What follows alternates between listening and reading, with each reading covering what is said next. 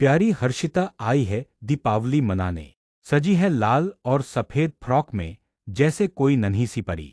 धीरे धीरे चलकर वो दादोसा के ट्रैक्टर पर पैर रखती है।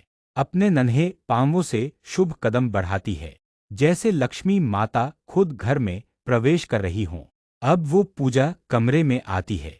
दीवारों पर दियों की रोशनी है और हर्षिता अपने पांवों की छाप लगाती है, मानो घर में सुख और समृद्धि की निशानी छोड़ रही हो। थोड़ी देर बाद वो कमल के फूलों से खेलती है। उसकी खिलखिलाती हंसी फूलों की खुशबू जैसी मीठी लगती है।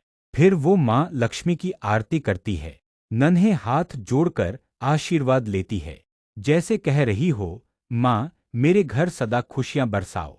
दियों की लौ झिलमिला रही है और माँ लक्ष्मी की मूर्ति मुस्कुरा रही है। वो अपने नन्हे पांवों की छाप लगाती है, जैसे कह रही हो, माँ मेरे हर कदम में आशीर्वाद हो। फिर वो कमल के फूलों से खेलती है। उसकी मुस्कान से लगता है जैसे फूल खुद खिल उठे हों। आरती की थाली में जब नन्हे हाथ हिलते हैं, तो माँ लक्ष्मी भी मुस्कुरा उठती हैं, क्योंकि एक बच्ची की मासूम भक्ति सबसे प्यारी होती है। अब आती है दीपावली की सबसे चमकदार शाम। हर्षिता के हाथों में फुलझड़ी है।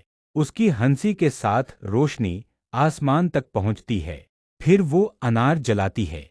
रंग बिरंगी चिंगारियां चारों तरफ फैलती हैं, जैसे उसके सपनों की उड़ान।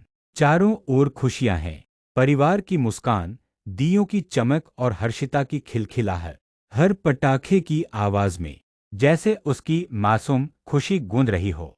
थोड़ी देर बाद वो माँ लक्ष्मी के आगे रखे पैसे उठाती है, खेलते हुए सबको हंसाती है, जैसे कह रही हो, जहां मैं हूं वहां खुशियां भी साथ आती हैं।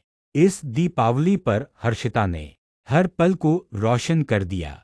ईश्वर करे उसकी मुस्कान हमेशा ऐसे ही जगमगाती रहे।